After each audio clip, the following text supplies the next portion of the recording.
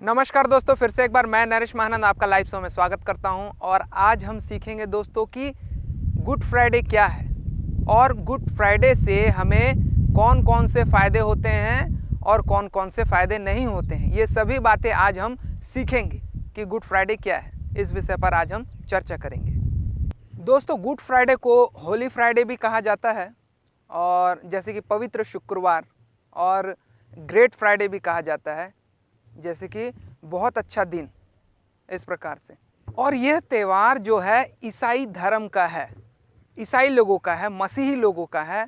और उन लोग ये त्यौहार को इसलिए मनाते हैं क्योंकि प्रभु यीशु मसीह को कलवरी के स्थान पर, कलवरी नामक जगह पे, उस पहाड़ पर क्रूस पे चढ़ाया गया था। और इस उपलक्ष्य में, उसकी मृत्यु के उपलक्ष्य में ये त्यौहार को मनाया जाता है, जिसे गुड फ्राइडे कहा जाता है। दोस्तों, ये पर्व या त्यौहार ईस्टर संडे से पहले पड़ने वाला शुक्रवार को मनाया जाता है, जिसे पवित्र सप्ताह कहते हैं। और इस सप्ताह में वो काफ़ी दुखी रहते हैं। दोस्तों, इस वक्त ईसाई लोग यानी कि मसीह लोग यानी कि क्रिश्चियन लोग, कोई 40 दिन उपवास रखता है और कोई 3 दिन उपवास रखता है। और इस प्रकार से वो शोक प्रकट करते हैं, दुखी प्रकट करते हैं। और यहाँ तक के बहुत सारे क्रिश्चियन लोग, बहुत सारे मसीही लोग, इन लोग क्या करते हैं, एक लकड़ी का क्रॉस बना लेते हैं। एक लकड़ी का क्रॉस बना करके वो क्या करते हैं, कब्रिस्तान जाते हैं, कब्रिस्तान में, क्रिश्चियन कब्रिस्तान में। और उसके बाद क्या करते हैं, अपने कंधे में इस प्रकार से एक क्रॉस रख करके एक मतलब वो शोक प्रकट करते हैं और उस प्रकार से वहाँ पे नाटक प्रस्तुत करते हैं। उस दिन का, उस वक्त का, समय को याद करके इस प्रकार से हुआ था करके करते हैं। और वो सोचते हैं कि हम शोक प्रकट कर रहे हैं, हम दुखी प्रस्तुत कर रहे हैं। और इस प्रकार से वो वहाँ पे नाटक करते हैं और बताते हैं कि ये है गुड फ्राइडे का दिन। दोस्तों, सबसे पहले तो मैं आपको एक बात बता दूं कि ये जो गुड फ्राइडे वाला चीज़ है, ये बिल्कुल कोई भी ऐसा चीज़ नहीं होता है। गुड फ्राइडे वाला कोई भी चीज़ ऐसा है नहीं, लेकिन इसे मनुष्य जाति ने बनाया है। और बाइबल हमें नहीं बताती कोई भी गुड फ्राइडे के बारे में कि गुड फ्राइडे हमें मनाना चाहिए, कि गुड फ्राइडे इसे कहते हैं या इसे कहते हैं। देखिए, परमेश्वर ने तो हर दिन को अच्छा दिन बनाया है, गुड बनाया है, पवित्र ठहराया है। इस प्रकार से हर दिन हमारे लिए बहुत अच्छा है। कोई पवित्र सप्ताह अलग से नहीं या कोई अलग से गुड फ्राइडे नहीं है। और जितने भी क्रिश्चियन लोग हैं, जितने भी डिनोमिनेशन हैं, वे सभी लोग क्या करते हैं, यीशु मसीह को दिसंबर में पैदा करते हैं और उसके बाद मार्च में उसे मार डालते हैं। इस प्रकार से उनका त्यौहार होता है, जो कि बाइबल हमें नहीं बताती है। तो दोस्तों, आइए हम देखें कि बाइबल हमें क्या बताती है। जैसे कि यहाँ पे कुलुस्सियों 2 अध्याय उसका 16 पद और 17 पद में क्या लिखा हुआ है। यहाँ पे लिखा हुआ है, इसलिए खाने पीने या पर्व या नए चांद या सब्बत के विषय में तुम्हारा कोई फैसला ना करे। हमारा कोई फैसला ना करे, इसका मतलब ये है कि हमें कोई आदेश ना दे कि तुम ये पर्व मनाओ, ये पर्व मनाओ या ये पर्व मनाओ। हमारा कोई फैसला ना करे बोल करके यहाँ पे परमेश्वर का वचन, पवित्र आत्मा का वचन कहता है हमें। यहाँ पे फिर से एक बार मैं पढ़ना चाहूँगा उसे। इसलिए खाने पीने या पर्व या नए चांद या सब्बत के विषय में तुम्हारा कोई फैसला ना करे। क्यों फैसला ना करे? क्योंकि देखिए, क्योंकि ये सब आने वाली बातों की छाया है। छाया कितना देर रहता है? थोड़ा समय रहता है और उसके बाद ओझल हो जाता है, हट जाता है। तो ये सब आने वाली बातों की छाया है, ये सिर्फ छाया है। और यहाँ पे क्या लिखा है, पर मूल वस्तुएं मसीह की है।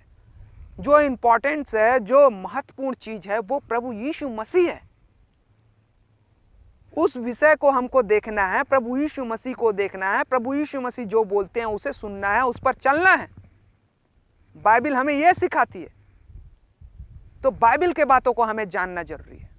और जब बाइबल में ना ही परमेश्वर ने और ना ही प्रभु यीशु मसीह ने, ना ही प्रेरित यानी कि उसके 12 चेले ने, और ना ही कलीसिया में ऐसे कोई आदेश दिया गया कि तुम क्रिसमस मनाओ या गुड फ्राइडे मनाओ या ईस्टर मनाओ इस प्रकार से कहीं भी बाइबल में कोई भी त्यौहार या कोई भी फंक्शन या फिर किसी भी चीज के बारे में नहीं लिखा है कि ये तुम करो बोल करके।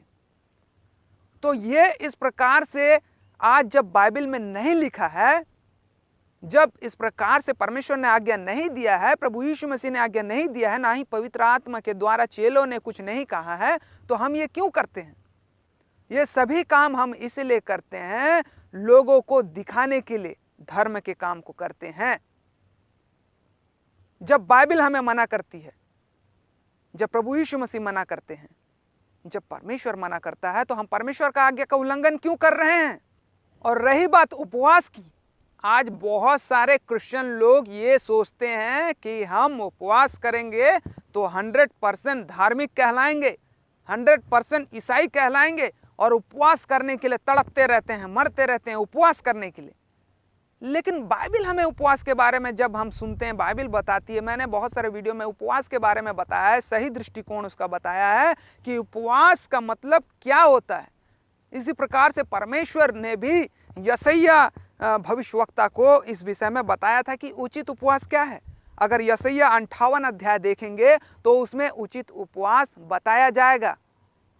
यहाँ पे बहुत सारे बोल रहा है कि जिस उपवास से मैं प्रसन्न होता हूँ वो क्या यह नहीं कि अन्याय से बनाए हुए दासों का अंधेर सहने वाले जुआ तोड़कर उनको छुड़ा ले और सब जुओं को तोड़ टुकड़े टुकड़े कर देना। क्या यह नहीं अपनी रोटी भूखों को बांट देना, अनाथ और मारे मारे फिरते हुओं को अपने घर ले आना, किसी को नंगा देखकर वस्त्र पहनाना, अपने जाति भाइयों से अपने को ना छिपाना। यह है असली उपवास। खाली पेट रहने से उपवास नहीं कहलाता है। परमेश्वर जब तुमको उपवास के बारे में सिखा रहा है, समझा रहा है, तो हम क्यों अपने मनमानी और अपने दिमाग को बददिमाग और बेवकूफ़ी की तरफ ले जा रहे हैं? अगर आपको असली उपवास करना है तो परमेश्वर ने यहाँ पे बोल दिया, और उसके प्रिय पुत्र ने भी कह दिया है, जब मैं भूखा था, नंगा था, क्या तुमने मेरी सुधि ली? मैं प्यासा था, मैं बंदी गृह में था। अरे तो उन सभी की सुधि लो। प्रभु यीशु मसीह के स्वरूप में है वो सभी लोग, भूखे, नंगे, उघाड़े, फुटपाथ में पड़े हुए, बीमार, अनाथ आश्रम में पड़े हुए अनाथ लोग हैं, गरीब लोग जिनके पास कपड़े नहीं हैं। ऐसे ऐसे लोगों की हमें सुधि लेना है और अपने घर से राशन दो। अगर हमें उपवास ही रखना है तो हम क्यों ऐसा उपवास रखते हैं? दिन भर उपवास रहते हैं और वही खाना, वही सब्जी, वो सब फ्रिज में रखते हैं, घर में राशन पड़ा हुआ रहता है, उपवास तोड़ते ही खाना बना करके फिर खा लेते हैं। ये कौन सा उपवास है? खाली पेट रहने से किसी का कोई भला नहीं हो रहा है, ना ही हमारा भला होता है, ना ही किसी दूसरे का, तो परमेश्वर की तो दूर की बात है। तो परमेश्वर के इच्छा अनुसार हमें उपवास रखना है। अगर हमें उपवास भी रखना है तो अच्छी बात है, अपने घर का राशन लेकर के दो, खिलाओ, भूखों को खिलाओ।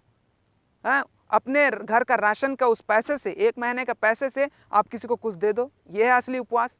परमेश्वर आपको भूखा रहने नहीं बोलता है, भूखा सोने नहीं बोलता है। तो उपवास का सही मायने, सही अर्थ जानो और उसके बाद उपवास रखो। उपवास किस कारणवश रखना है यह भी समझो। ये नहीं कि पास्टर बोल दिया तो उसके हिसाब से उपवास रख रहे हैं, एक दूसरे का देखा सुखा रख रहे हैं, 40 दिन का उपवास रख रहे हैं, 3 दिन का उपवास रख रहे हैं। कौन बोला है ये 3 दिन का उपवास और 40 दिन का उपवास के लिए? हम अपनी मनमानी कर रहे हैं। तो उपवास का असली मायने ये है कि हम अपनी रोटी किसी कंगाल और भिखारी को खिलाएं। यह है उपवास।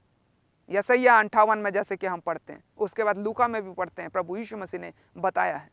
तो इस प्रकार से हमें उपवास का सही मायने जानना है। और दोस्तों, मैं आपको एक बात बता दूं कि बाइबल में ये सभी चीज़ का जिक्र नहीं है, और ना ही कोई good Friday, Easter, palm Sunday, है ना, जिसे ईस्टर भी कहते हैं, और पाम संडे जैसे खजूर की डालियाँ, मेरे पीछे आप खजूर का पेड़ देख रहे होंगे, इस डाली को लेकर के ऐसे हिलाते हैं और उस प्रकार से खजूर की डाली का वो एंजॉय करते हैं, और वो ईस्टर और पाम संडे उसी को कहते हैं। तो इस प्रकार से क्रिसमस, ये मतलब जितने भी त्यौहार हैं, इसको मनाने से कोई स्वर्ग नहीं जाएगा या कोई धार्मिकता प्रकट नहीं होती है, और ना ही बाइबल में इसका कोई जिक्र है। लेकिन स्वर्ग कौन जाएगा? यहाँ पे अगर हम देखते हैं तो यहाँ पे मत्ती 7 का 21, 22, 23 को गौर से पढ़ें, बार बार समझे किसे कह रहा है ये, और उसको स्मरण करना है, समझना है, उसकी व्याख्या करना है। तो यहाँ पे क्या लिखा हुआ है 7 का 21, 22, 23 में लिखा है, जो मुझे हे प्रभु कहता है, जो मुझसे हे प्रभु कहता है, उनमें से हर एक स्वर्ग के राज्य में प्रवेश ना करेगा। उनमें से कोई भी स्वर्ग के राज्य में प्रवेश नहीं करेगा, परंतु वही जो मेरे स्वर्गीय पिता की इच्छा पर चलता है। तो स्वर्गीय पिता की इच्छा को जाने, और स्वर्ग के पिता क्या कहते हैं कि ये मेरा प्रिय पुत्र है, इसकी सुनो। तो प्रभु यीशु मसीह क्या कहते हैं? प्रभु यीशु मसीह की आज्ञा को मानना है और उस पर चलना है। ये सभी रीति रिवाजों और ढोंग में ना फंसे, अपने आप को स्वर्ग जाने लायक बनाएं, अपने आप को पवित्र और धार्मिकता की ओर ले जाएं, सिद्धता की ओर ले जाएं। क्योंकि ना ही हम कोई त्योहार मनाने से धार्मिक बनते हैं और ना ही उपवास रखने से धर्मी बनते हैं। धर्मी हम कब बनते हैं? जब प्रभु यीशु मसीह के आज्ञा को मानते हैं और उस पर चलते हैं। प्रभु यीशु मसीह ने जैसे कलीसिया को और विश्वासी भाइयों को आदेश दिया है, जैसे प्रेरित और उनके चेले ने विश्वासी भाइयों को आदेश दिया है, कलीसिया को आदेश दिया है पवित्र आत्मा के द्वारा, तो उस आदेश को हमें मानना है और उस पर चलना है। लेकिन आज क्या हो रहा है दुनिया में? देखिए उसके नीचे में लिखा हुआ है, उस दिन बहुत सारे लोग मुझसे कहेंगे, हे प्रभु क्या हमने तेरे नाम से भविष्यवाणी नहीं की? बहुत सारे लोग पूछेंगे जो आज अपने आप को भविष्यवक्ता समझते हैं। ये उन लोगों के लिए है ये वचन। फिर उसके बाद, और तेरे नाम से दुष्ट आत्मा को नहीं निकाला? जो आज बहुत सारे बड़े बड़े दुष्ट आत्मा को निकालने का दावा कर रहे हैं, ये उन लोगों के लिए वचन। और तेरे नाम से बहुत आश्चर्य कर्म नहीं किए? जो बहुत बड़े बड़े आश्चर्य कर्म कर रहे हैं, अपने आप को बहुत आश्चर्य कर्म का बॉस मान रहे हैं, ये उन लोगों के लिए वचन। तब प्रभु उन लोगों को क्या बोलेगा? क्या बोलेगा उन लोगों को? देखते हैं यहाँ पे, तब मैं उनसे खुलकर कह दूंगा, मैंने तुमको कभी नहीं जाना, हे कुकर्म करने वालों, मेरे पास से चले जाओ। कुकर्म, गंदे काम, घिनौने काम, ऐसे गंदे लोग मेरे पास से चले जाओ। तो प्रभु यीशु मसीह ऐसे काम करने वाले लोग को कुकर्म करने वाले कहा है। तो ऐसे लोगों से बच के रहो मेरे प्रिय भाइयों और बहनों, ऐसे लोगों से बच के रहो जो तुम्हारे पास दावा करते हैं कि हम दुष्ट आत्माओं को निकाल देते हैं, हम बहुत बड़े बड़े भविष्यवाणियां करते हैं, हम बहुत बड़े बड़े आश्चर्य काम करते हैं। तो ऐसे लोग से बच के रहो, ऐसे लोग से बच के रहो, क्योंकि ऐसे लोग प्रभु के इच्छा पर नहीं चलते हैं, वो मनुष्य के हिसाब से चलते हैं और अपने निजी आय और धन के कमाई के लिए इस प्रकार से काम करते हैं और परमेश्वर के आज्ञा को ठोकर मारते हैं। इसीलिए इन लोगों को प्रभु यीशु मसीह ने कहा है, कुकर्म करने वाले मेरे पास से चले जाओ, गंदे लोग। कुकर्म एक ऐसा घिनौना शब्द है जो सारे कर्म आ जाते हैं उसमें। तो दोस्तों, आज हमने सीखा कि ये सभी बातें हमारे लिए कितनी महत्वपूर्ण हैं और ये बाइबल में लिखा है कि नहीं है, और हमें गुड फ्राइडे मनाना चाहिए कि नहीं मनाना चाहिए, कि पाम संडे मनाना चाहिए या ईस्टर मनाना चाहिए या नहीं मनाना चाहिए, या क्रिसमस मनाना चाहिए या नहीं मनाना चाहिए। तो ये सभी बातें आज हमने सीखा है। आप कुछ भी करो, लेकिन आपको स्वर्ग कभी नसीब नहीं होगा। स्वर्ग तभी नसीब होगा जब पिता की इच्छा अनुसार पर चलेंगे, जब पिता के कहा अनुसार उसके पुत्र की इच्छा अनुसार पर चलेंगे।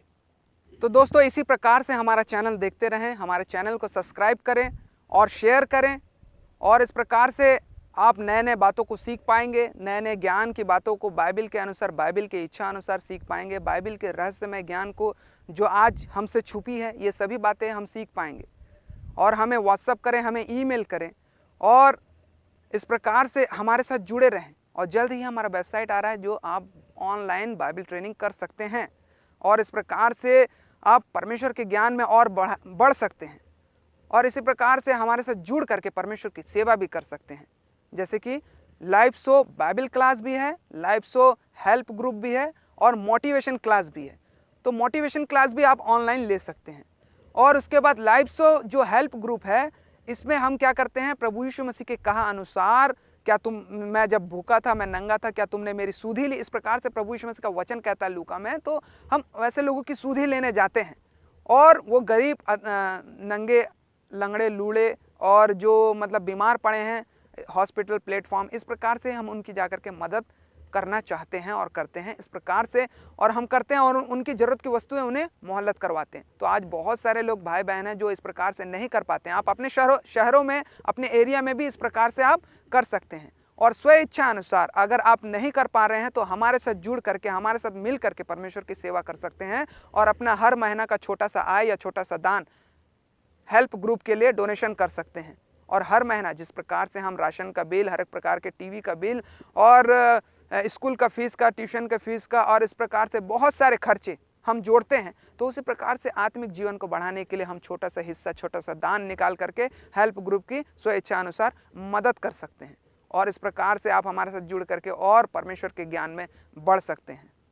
आप हमारे अकाउंट नंबर पे भी सेंड कर सकते हैं, हमारे पेपल अकाउंट नंबर पे भी आप सेंड कर सकते हैं और हमारे पेटीएम अकाउंट नंबर पे भी आप सेंड कर सकते हैं और हमारा स्टेट बैंक का अकाउंट नंबर है, आप उस पर भी सेंड कर सकते हैं और इस प्रकार से आप परमेश्वर की सेवा कर सकते हैं। आप सभी का मैं बहुत बहुत धन्यवाद देना चाहूँगा कि आपने बहुत अच्छे से परमेश्वर के वचनों को सुना है और इसी प्रकार से हम नए नए वीडियो को लाते रहेंगे, आपके पास प्रस्तुत करते रहेंगे। तब तक के लिए हम आपसे अलविदा लेना चाहेंगे। परमेश्वर आप सभी को आशीष दे। गुड बाय, नमस्कार।